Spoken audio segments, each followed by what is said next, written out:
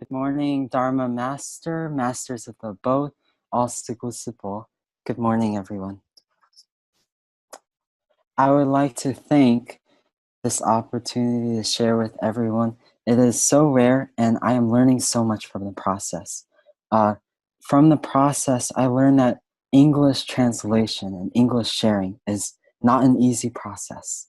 It takes a lot of thought, it takes a lot of understanding, deep understanding, and I want to Gan En all Sipo for doing this in your country, doing this all across the world, because so many people who speak English also need this Dharma. I listened to the last session, which was from 学长 Youping. I was very touched by his discussion of time and affinity and waiting. And why are we waiting right now? What are we waiting for? We're waiting for the affinity. And today in this place, online, and all across the world, the affinity, that seed already has the water, already has the suitable environment to grow and to flourish. And that's what we see today. So I want to say Gan En. When 学长 Youping was talking about the time, he mentioned purpose. He mentioned the time is spent differently as giving up. When the Buddha was about to speak the Lotus Sutra, the Buddha waiting for the time when everyone was ready. And being ready was such a major, important part of the Lotus Sutra, because when someone's speaking the Dharma, the people who are listening also have to be ready. But he mentioned and said that waiting is different from giving up. And that struck me, because it turns out that this is what we look at every day. When time passes, is it passing with purpose? Is it passing with love? Is it passing with purpose, but not just giving up? Oftentimes what we see is people passing time, they call it kill time, because they have so much time, they don't know what to do with it. But we are so lucky to have that purpose, to know the principle of cause and effect, this affinity. Know that we are waiting for the time when everyone can listen to the Dharma, and that is very, very important. Well, when I came back to the US, I started learning to drive, and the first few lessons were pretty rough. I started driving, and I realized that what I thought was such an easy task was so difficult. Just a few days ago, I ran into a bush. And a few days ago, I also almost ran into a pole. So hard and so difficult. Learning something new, learning something that takes so much time. And I realized that oftentimes we think of something and we think it's idealistic. We think of the idealistic objective of what life should be. Many times what we hear is people saying that they want money, they want the highest rank, they want everything to be perfect. They're looking for that perfect life, and they look for it all their life. And what I feel like is it's just like learning something new. We have that idealistic feeling. We feel like it's ideal. The thing we're trying to look for, that ideal environment, is not usually what we see and what we actually encounter. For example, if we have, I heard a story a while ago about family members who were going out to buy a chair, and they looked through this whole pile of chairs and looking for the perfect chair. And they looked for it for hours and hours and hours, and they found the perfect chair, and they were so happy, and they took it home. And the first minute it got off the car, the chair started getting scratches all over the place. All this time is spent without the knowledge of Dharma, without the knowledge of purpose.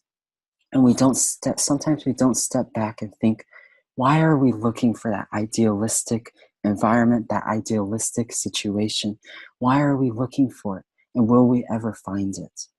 And while I was listening to the Dharma Master's teachings recently, the Dharma Master mentioned that regular people will always have that wish, the wish of something that's selfish, something that's, I want this, I want this, I want this idealistic environment, but it doesn't come true. And out of the millions of wishes, things that don't come true become very painful, and that pain is so strong. When I was learning Dharma at first, I always felt like there was something, I felt like it was negative. Why are we talking about suffering? Why are we talking about difficulties? But it turns out that I learned eventually that talking about the difficulties was preparing our hearts, preparing our mindset going forward. And one phrase that the Dharma Master said touched me deeply, and that was, we won't get hurt if our mind, if our thought process is prepared well. If we can prepare our thought process well, then when we encounter issues, when we encounter all of these non-idealistic situations that are bound to happen, we have something to look at. We have something that stays in our heart that keeps us going and keeps us motivated. I remember a master who once said that the ideal environment we're looking for usually results in these few realizations. The realization that our body is unclean. Wherever we go, the uncleanness is what we realize. Second, we struggle with feelings. Sometimes we are always looking for the feeling of happiness, but in reality, happiness can bring suffering as well when it's not done in the correct way. We also define what is right and what is wrong based on what we feel. What's right? I think this is right because I like it. I think this is wrong because it's not what I have defined as correct all my life. And it turns out that because we feel like there's that power of us defining what's right and defining what's wrong, when it doesn't go as planned, that suffering is very strong. This is what we realized, not that idealistic environment. But then, later on, I heard this, that when we require other people, when we expect other people to accommodate us, we're always saying, we want him to do this for me. We want her to do this for me. We want other people to accommodate me and make me feel like what I want is coming true. That results in a lot of disappointment, a lot of sadness. But what the right that we can never lose is the right to change ourselves. We can't always expect other people to change for us, but we can change ourselves. I would like to share a story that was from Stephen Crane. This is what he said. None of them knew. This is about a story of a few people on a very small boat. Stephen Crane was talking about the story of a few people whose boat sank, and they were on this white lifeboat trying to find land. And they spent months and months and days trying to find that land. And they were always looking around themselves. And this is what he started in his story. None of them knew the color of the sky. Why don't they know the color of the sky? Because they keep on looking at the surroundings. They're always looking for land. They're always looking at the waves and this big ocean surrounding lifeboat. And they don't know what the color of the sky is. And I feel like this is often what we experience too when we're looking for that perfect environment, perfect idealistic results. We're always looking for it, but we don't look at the beauty of everything around us. While I was coming back from Taiwan, I saw this video of the plane descending from the cloud. Look at the environment above the cloud. It's so sunny. The sky is blue. Everything is so pure, so beautiful. But what's the environment under the clouds? That's what we don't always know on the plane. Here we go down and we enter that environment. This is San Francisco. When we get under the clouds, what we see is a very dark, a very cloudy environment. And a lot of people in the US say, wow, this is such a cloudy place. I feel so depressed. But what they can't see is the sunny environment above the clouds. And that's a matter of perspective. A matter of perspective that changes everything. But the environment may not change for us, may not change to make us happy, but the right that we always have is to change ourselves and make the influence coming from ourselves. Because support may not come 100% all the time, but we have our support, we have our own 自愿, that determination to go forward. I'd like to share a story of practically just love. All of this seems like abstract principles, the principle of not going for the idealistic but changing ourselves. But how do we change ourselves? And I think the Dharma Master has been doing this, talking about this for many, many years. And it starts from the word love. Starting from love, starting from care, starting from sincerity. During my time in community college, I joined this organization called the Math Club, which was all about just introducing people to fun math. That was their purpose, but it didn't always turn out that way.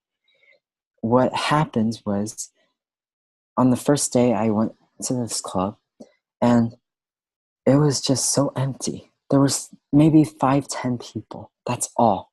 It was on the verge of almost collapsing. I didn't even know if the club could survive. On that day, there was this mentor who told me that I should probably run for president. And I didn't think that was going to work. But I ran. I decided to run. I won by one vote, just one vote, which meant that about 50% of the people did not want me to go get the president position. And at that point, I was nervous. I didn't know if being president would be the right thing. I don't have the support from everybody, and how do I gain that support? At the time, the math club was like this. This was our poster. It was pretty simple.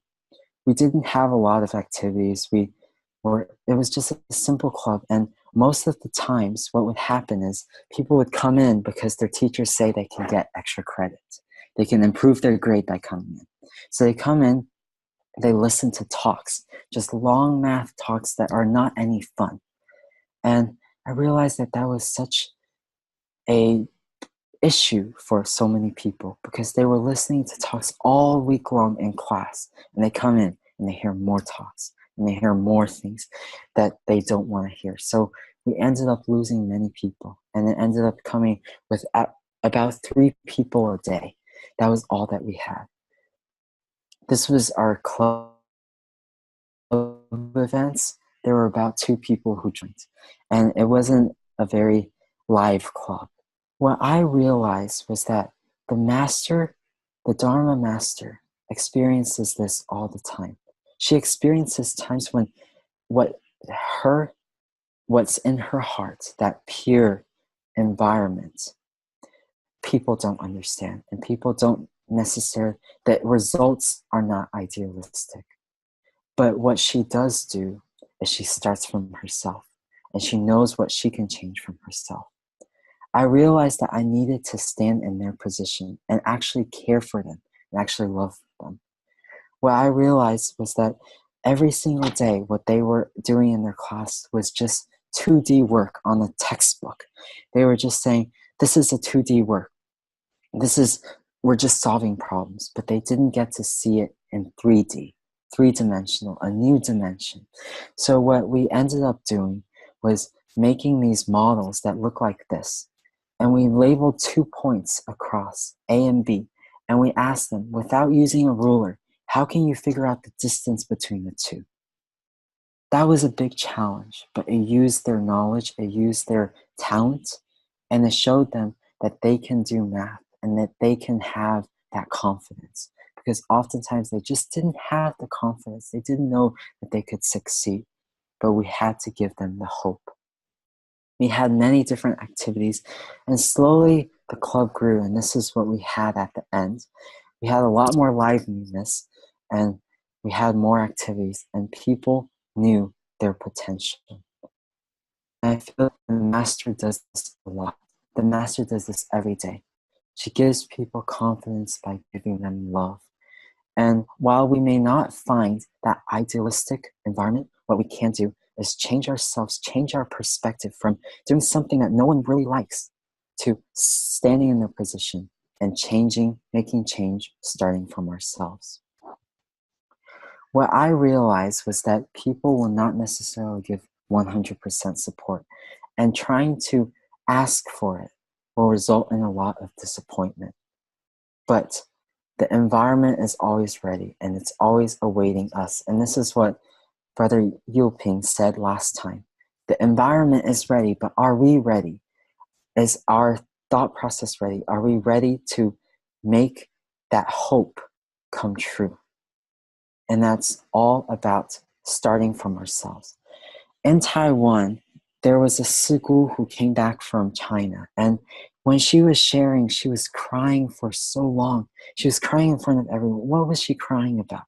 She was crying about guilt. She felt like she could not, she felt like she didn't have good temper, and she was not doing a good job. And at that time, what happened was the Dharma Master said one thing: I believe in you, and I have hope in you. And at that time, I realized that the Dharma Master sees the potential. That one thing that she said was that enlightenment is omnipresent. What does that mean? Enlightenment is everywhere. In everyone's heart lies that enlightenment, but it's just waiting for that inspiration to appear.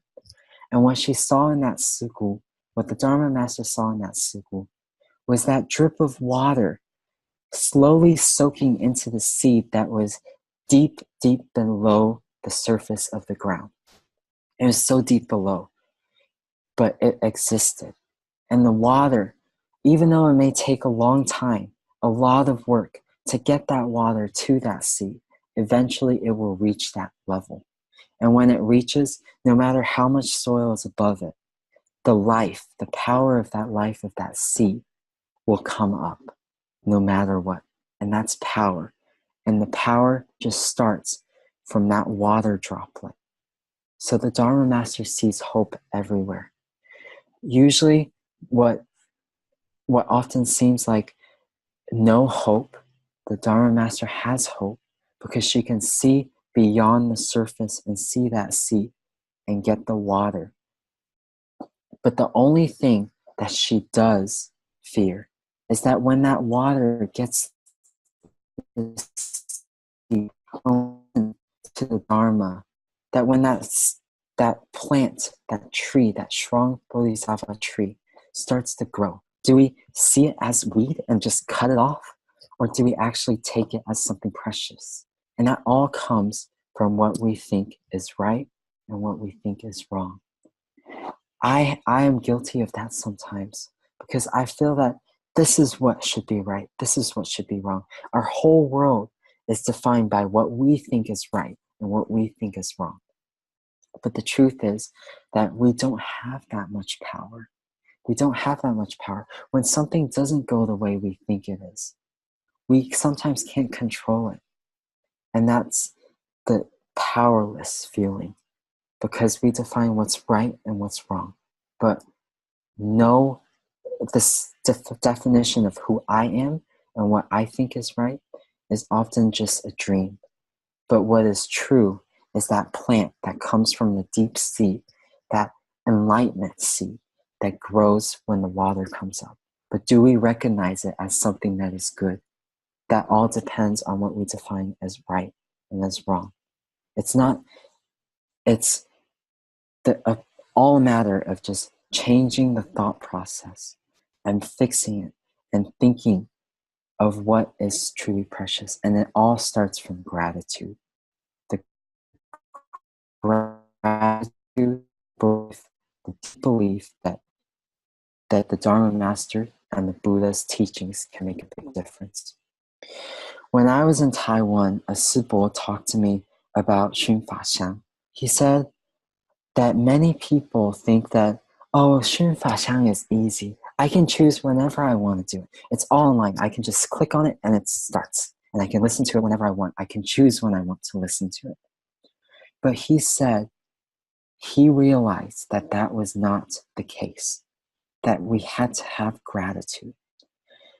That sometimes, that even this thing that seems like we can take for granted, that we feel like we can just go online and click on the button and we can listen to it. We can't take it for granted, because when we don't have that affinity, when we don't have the water for the seed, when the environment does not give us the readiness, no matter how much we want Dharma, no matter how much we want to Xun Fa Xiang, we can't get it. A few years ago, when I was online, live with Xun Fa Xiang, there were many times when my computer would just crash, and no matter how much I wanted to listen, the computer would crash and I would not be able to listen to it at all. And thinking back to that time, I realized that, yes, everything requires the affinity. And if we don't take advantage, and when we don't see that affinity, when we don't see that seed growing, and we don't recognize it, something can change our lives, and we cut it off, that can lose the opportunity for a very long time. And this is what the Dharma Master has been doing all this time, believing in a seed and letting us have that environment. Because of her, having that environment that's ready for us. But it always depends on whether our heart, whether our mind, whether our thought process is also ready.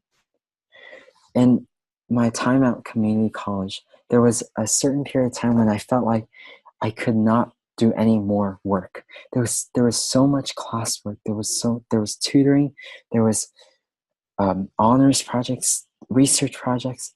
And one time when I got an award from a very generous man, he came over to me and he said, "You know what? You need to do more."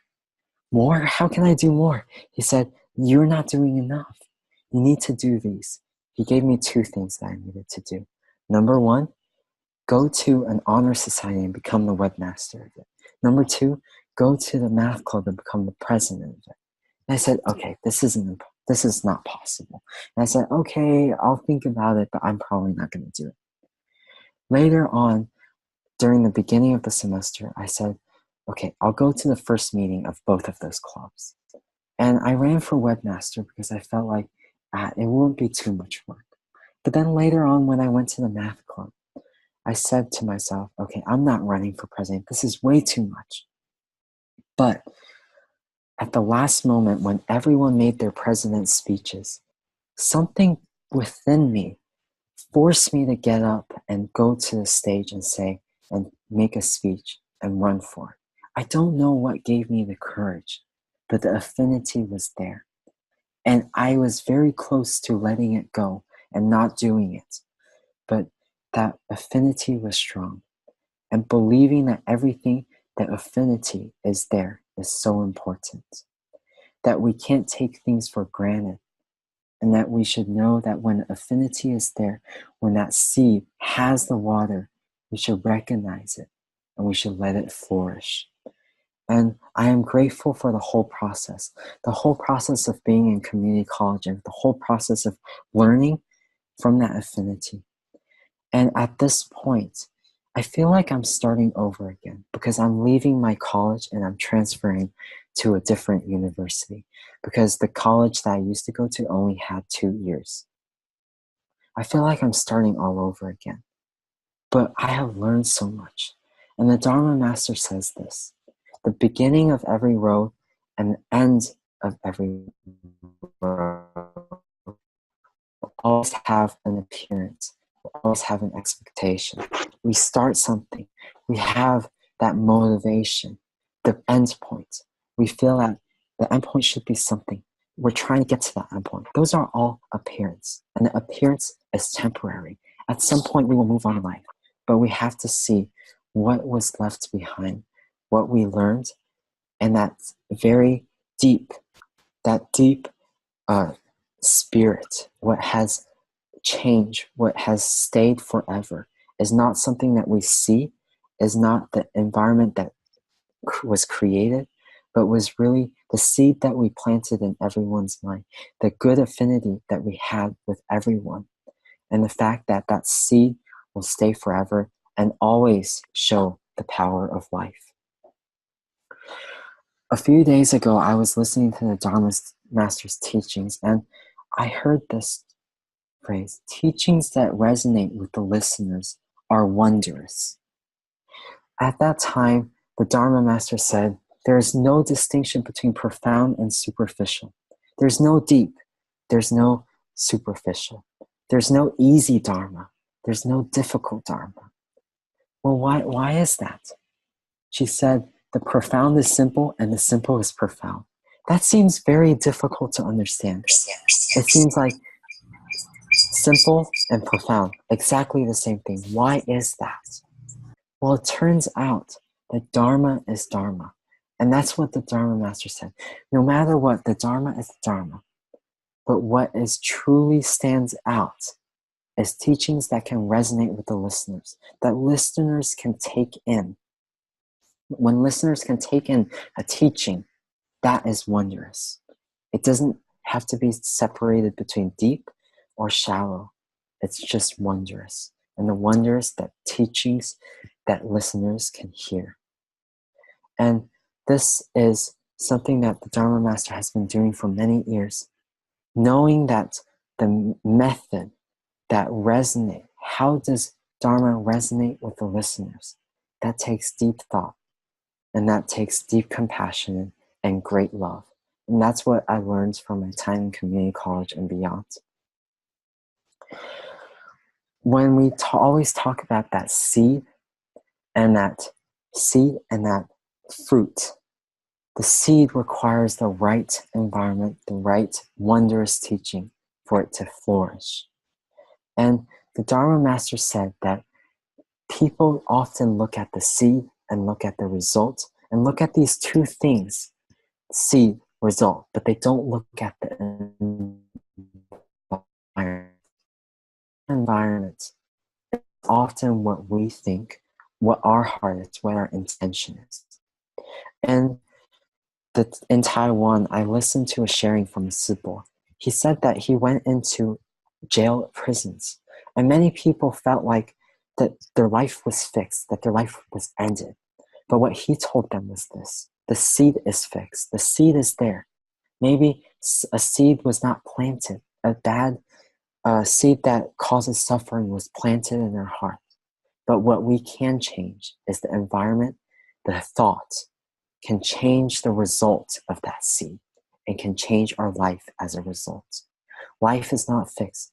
Life does have seeds in our hearts. The seeds from past lives, the seeds from different experiences. But what we can change is the environment and the intention, which can change everything that results from the seed. And that seed, that result, is what the Dharma Master always does. Teachings that resonate with the listeners, changing their thoughts, because it can relate to them, because the Dharma can relate to them. They can change their thought process. They can change what they think is right and what they think is wrong, what they always thought was what they should do. They can change that thought process into something that is truly in the right direction, that is according to Buddhism, according to Dharma. And because of that, change every single seed in their hearts so that the good flourishes and the bad does not become a big tree that causes suffering. And I think that's what the Dharma Master always says: resonate. That wondrous teaching that can resonate, that can change people's lives. And there's no difference between deep or superficial, only wondrous. Only wondrous, only love. Yeah. Another quote that always changed my thought was that in the presence of Dharma, there is practically no Dharma to speak. What a deep, deep quote that is. There's practically no Dharma to speak. What does that mean? The Dharma Master said this because she can look beyond. She can look beyond the surface of the soil and see that seed. What she means by this is not that there is no Dharma. This whole quote is not the same as in the presence of Dharma, there is no Dharma. It's there is no Dharma to speak. At that time, the Dharma Master talked about two things: Dharma form, 法相, and Dharma nature. What does that mean? The form is what happens when the Dharma is like a seed. And when the affinity, the environment is ready, that seed becomes something that appears above the surface of the ground. What we see, that Dharma form, the teachings, the time when we're speaking, the spoken Dharma, the Dharma in books, everything that is a form that we can see, that we can read, that we can listen, that's 法相. But what's always behind it is 法性. And the Dharma Master sees hope. Why? Because sometimes in certain environments that there seems like there is no Dharma whatsoever. It's just that the yin yuan, the affinity, the environment is not ready yet. But the Dharma nature, that 法性, is always existent, is that seed. It's just waiting for someone to inspire it to grow. What she means, what she says, when there is practically no Dharma to speak, is something that is it's such a deep quote that tells us that Dharma form and Dharma nature is something that is separate. Dharma form requires Dharma nature to become. It's like a tree. If there's no seed, that tree is not going to grow. If there's no 法性, no Dharma nature, there is no Dharma form. But 法性, that Dharma nature, does not require Dharma form to exist. It always exists. It exists in everyone's mind. It's omnipresent. It's everywhere in the world, in everyone's mind, in every object that we see. And that is hope. That's hope that can become reality with just love. So just from this quote, there's practically no Dharma to speak. It shows us that there is hope even if we don't hear that speaking, even if we don't hear that appearance, don't see that appearance, don't see the Dharma in its form. We have to believe that the Dharma nature, that 法性, is always existent. And when we rely on the Dharma nature, nothing can change it. And that is true, deep seed, seeing beyond the surface. When I was in Taiwan, I heard so many methods of the Dharma Masters trying to see that 法性 and trying to make it a reality, trying to have people see it and add water to that seed so that the seed could become a big tree. That was her purpose. She wanted to do it every day. She used so many different methods for different people. And I thought to myself, how am I ever going to be able to do that? There are so many methods. To this person, she uses this way to have that wondrous Dharma. The wondrous Dharma, which is something that resonates with the person who listens to it. How does she know so many methods? And how do we remember it as disciples? I felt intimidated at times. It feels like I'm looking at a tree, such a big tree, and I'm trying to memorize the patterns of every single leaf on the tree. Every leaf has a unique pattern, and I'm trying to remember it. How do I remember it? I don't know how to remember it. But when I heard form and nature, I realized that my direction was wrong.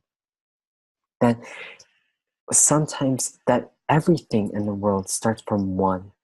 One becomes infinite. Infinite comes from one. And what's that one? It's that nature, that 法性, the Dharma behind every single thing. And the the Dharma Master told me many, many years ago that when we're learning the Dharma, we should be happy. We should not be intimidated. We should not be intimidated by the feeling that we have to learn so much knowledge that we can never remember it all. We should not be intimidated by that. But what we should see is everything behind it, that one that's the root to the infinite. What's that? It's the pure heart, the sincerity, the love. And the Dharma Master has all three. She has the pure heart. She has the sincerity. She has the love. And that allows her to very naturally see different situations in life and finds that wondrous Dharma, that method of speaking the Dharma that resonates with the people who listen to it. And the fact that she has she doesn't separate deep and superficial, but she only looks at the way that she can make the Dharma resonate with people is something that is a method that's looking at the seed of the tree instead of looking at the leaves. And when you see the trees, it's just like genes, the genes that can define everything that grows from it. When we learn that Fa Xing, every Fa Xiang, every form will come naturally. What the Dharma Master has been talking about for many, many years is to change the perspective of knowledge into wisdom. And knowledge and wisdom is something very different. When every single day we're trying to learn more information, more knowledge, I want to memorize smarter. I want to know my ability. I want my ability to be better. All of these, trying to increase the knowledge, will often result in a feeling of being very tired and very intimidated. But what the Dharma Master always does is she says, turn it into wisdom. Learn the wisdom. And when you learn the wisdom, you realize that Dharma is not a matter of going to school. It's not just listening every day, spending an hour sitting, feeling tired, and just trying to listen and remember everything. It's improving life from what we hear. And every day, when we find our life improving, and improving, there's no feeling of being tired of the Dharma. We actually see the nature, not being attached to the form. I feel that from everything I've studied so far in my life, I feel that there's so much that's beyond the appearance, that's beyond what we see, but we don't see it. But the Dharma Master does. And if we have deep faith, we can realize it someday. In physics, I often learned about quantum mechanics, which practically said that if you have an object, you can't really know where that object's position, where it is at this time. You don't always know where it is, but you know the likelihood of it being somewhere. And that astonished me, because what this means is that sometimes particles can jump through a barrier, can jump through something that feels like it's impossible to pass through. And that's amazing. We can't see it, but it exists. So belief, deep faith, love can change everything. And I think it's something to believe in. Love is something to believe in. Not everyone will believe in us, but we can believe in the Dharma, and we can believe in ourselves to make the change that is necessary. So everything that the Dharma Master has taught us always comes back to, is never negative. Dharma is never looking at the negative, but looking at preparing our minds, preparing ourselves to see, to face the greatest challenges in life and make the best out of it. Gan En dacha. Gan En, Brother Christopher, for such wonderful sharing. Brother Yoping, Hualien side, maybe over to you briefly for insights before we go to Q&A. Thank you so much. Thank you so much, Father Christopher, for the sharing. It's really, really awesome. Okay, so thank you for Sister Tzu Chi and the team. They have made this Q&A posting. So if you are in a WhatsApp group, you could click on the link, or if not, you can also use this QR code. And feel free to post any questions you would like to give to Brother Christopher while I try to feedback a little bit, and take this time to quickly bring your questions, and then later on we'll have Brother Christopher to answer for us. Thank you again, Brother Christopher, for the sharing. It's really, really amazing. I want to say, Dharma is truly formless, and it's omnipresent, and it's just like what you have shared in your own life in the math club, how do you actually apply it into your every daily living. I think it's in that way that Dharma is really useful to all of us, in fact. It's not about the profoundness or the complicatedness or the new something, always seeking for something new, the newness of the teachings, but how we could apply it to our daily life. The teachings can be applied to in school, in the math club, in fact, in everywhere. How we could use love, how we can use something formless, but transform it into each of every form in our life. Just like water, Dharma is like water. Water fits into every container. Each container can have different shape, but that same water can fit into every container. So all the teachings that we listen to every day, every morning, our wisdom at dawn, try to transform it and fit it into our life and use it out. I think like what Brother Christopher shared just now also, the Dharma is not in the speaking, the form, that that there's practically no Dharma to speak. Not that there's no Dharma, but there's no Dharma to speak. And so sometimes I feel that when Master says, just do it, the Master says when it's right, just do it, there is actually very deep Dharma in there. Because when we are able to do it, when we actually do it, that is the Dharma at work. That when we do it, when we apply it, when it's really happening, like how the math club will transform, or how maybe when we apply the Dharma, how the relationship between people really transform, how suffering sentient beings or the people we're helping with, or how our heart, our worries have diminished, or how our egoistic thinkings have diminished. All of this, when we actually do it and use it, that is Dharma really working.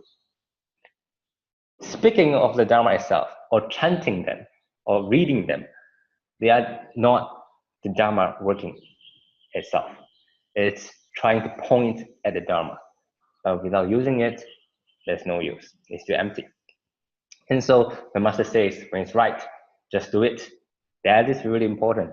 Really applying it, and we see how it's really practical, how it's very visible, how really in our daily life, for 16-year-olds, for every different age, it's all very possible, just like a seed, always present, that as the ready to grow kind of seed, and not a seed that is encased in the stone, that even when the sun is there, even the rain is ready, when oxygen is ready, but if we are encased in a stone, we cannot grow.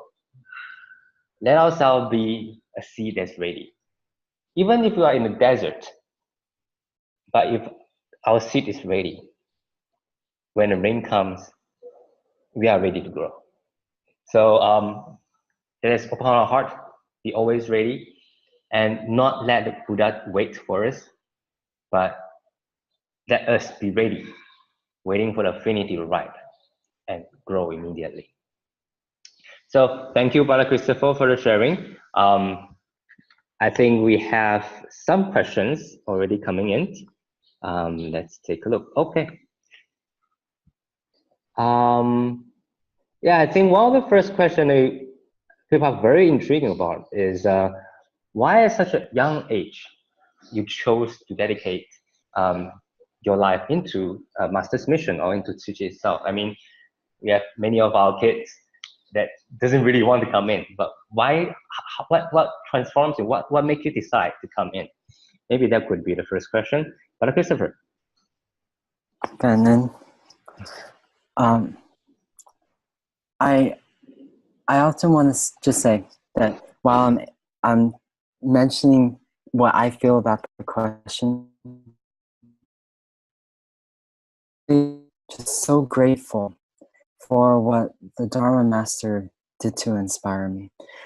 What brought me in at the beginning was just the feeling that just listening to the Dharma Master's teachings and really completely changing my perspective on what the direction of life should be. Like mentioned, the observation, the deep observation in Dharma, observing, figuring out how to face. I feel like the Dharma is always teaching me how to face the difficult challenges that I see. And that brought me in.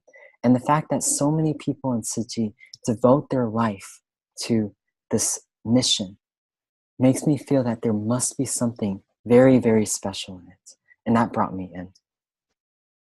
I did see a few questions from the beginning, from earlier, and that made me think a lot, and I'm grateful for them, so I want to mention them a bit. There's one about the close involvement with Dharma. Does it make me feel less connection with my peers? Does it affect my life in any way?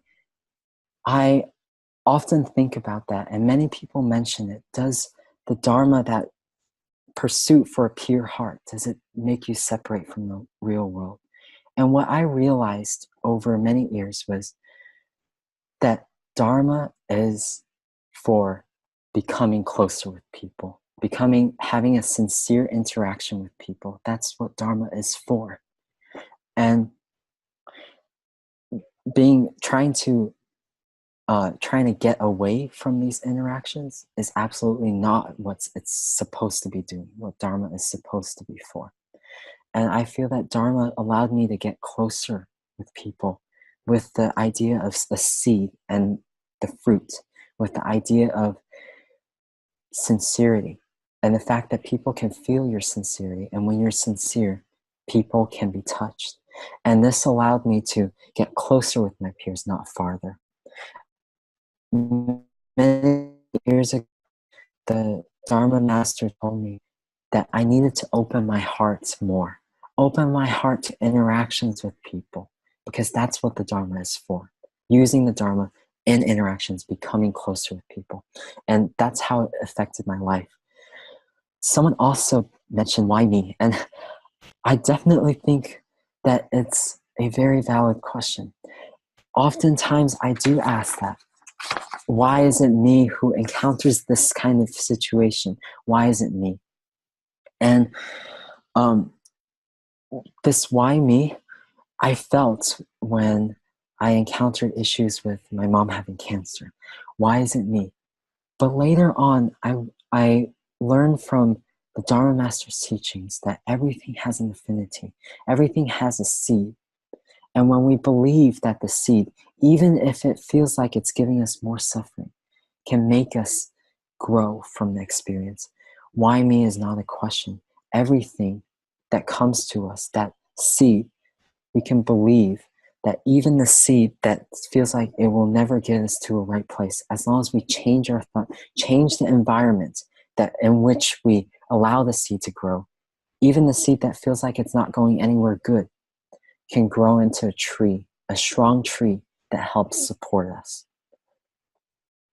Some of them are a bit long, so I also saw this question, which was, in organizations, conflicts and turbulence bound to happen. When two agitator leaders are much more senior than you, what do you do? And I encounter this sometimes. When I was first starting to share, not everyone believed me. Some people said, who wrote the script for you? Are you actually saying this from what you actually feel, or is someone in the background trying to script things for you and make things for you, prepare you for your sharings? Is anyone preparing in the background for you? And I didn't know what to do. And for maybe 1 or 2 years, the people did not change their mind. And that made me feel, at the time I was young, so it did affect me deeply. But what I later realized was as long as I love them, love is always the most powerful thing. If I think of the directions and the choices I can use to face this issue, trying to confront the person who does not believe in me, trying to ignore the person who doesn't believe me, neither of those are going to make the situation better. The only choice that I have is to face it and to use love. There's no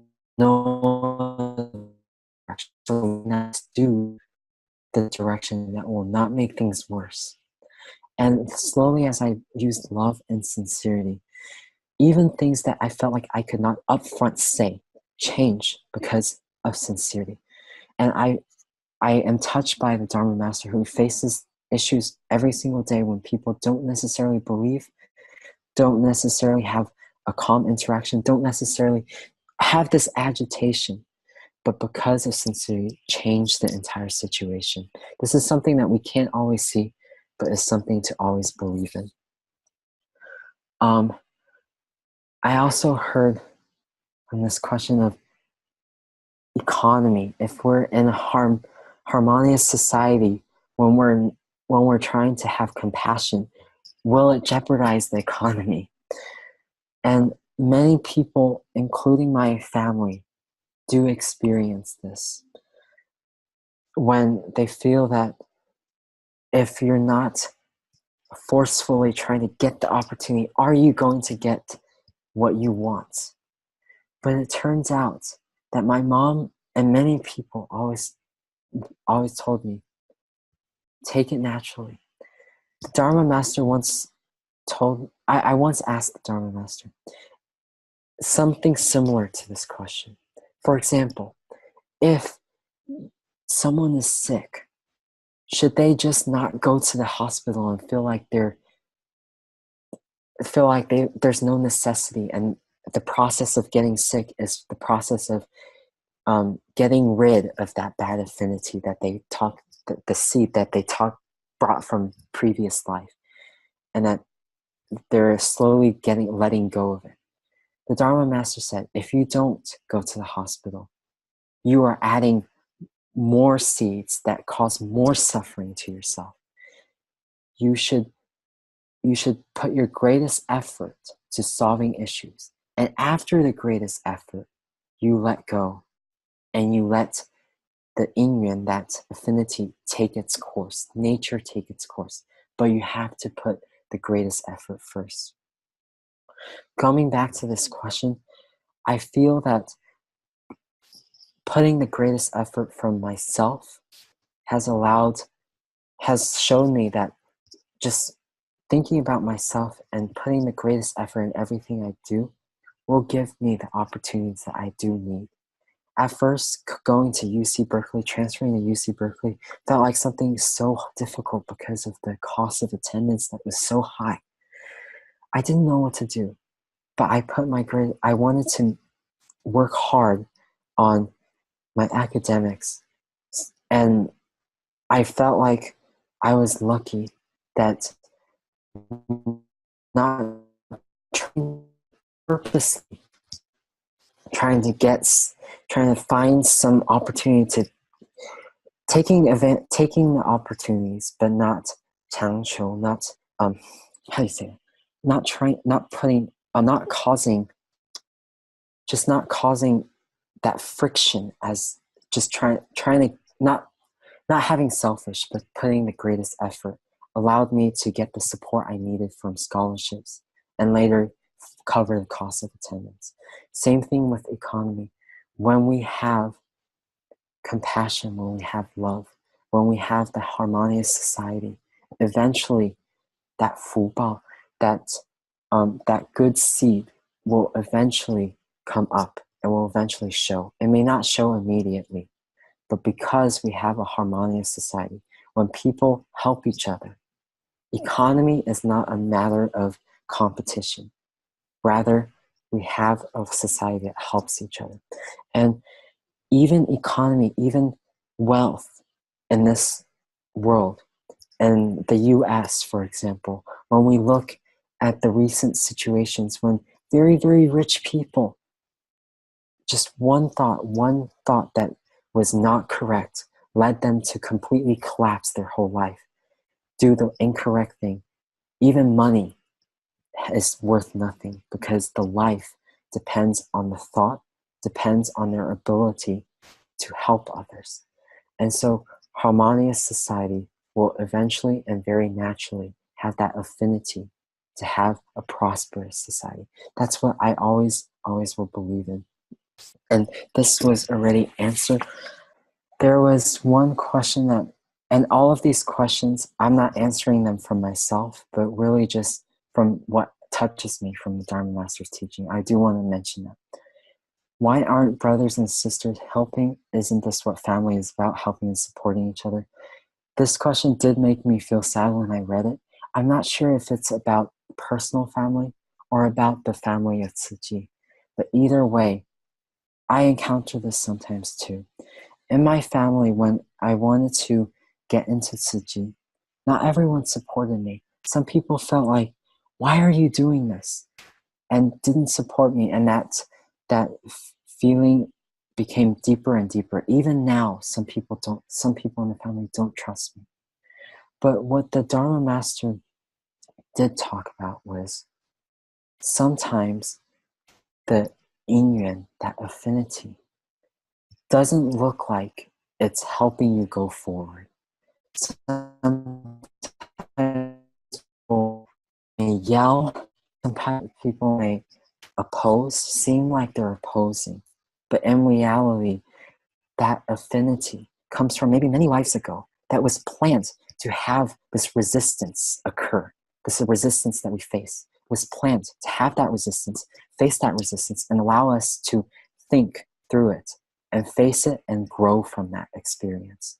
And sometimes it feels like people aren't helping, but believing that everyone has love and believing that everything is a good affinity, even the things that don't seem like they're right, and that we can change the way we face it, not asking the outer environment to accommodate us, but asking ourselves to change our thought and mind, can make that seed grow differently from what we think it will. And I feel that this is what I've seen. Sometimes I have that feeling of no one's supporting, not 100% support. But when I can support other people, when I have the willingness to support other people, eventually they will be touched and they will come back and support me. I think the time is about over. I want to Gan En everyone for giving me this opportunity to learn. All of these questions allow me to deeply think. And most importantly, I want to thank the Dharma Master, Su Qing Sigu, everyone online, including 学长 Youping and everyone. Gan En, thank you.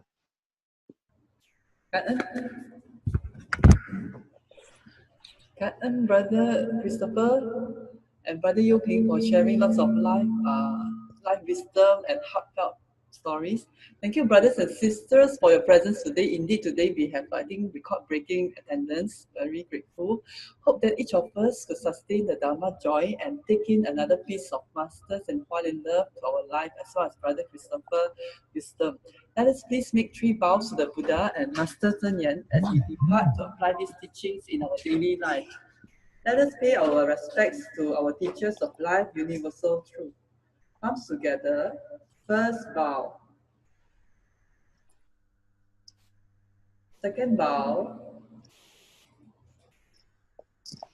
Third bow.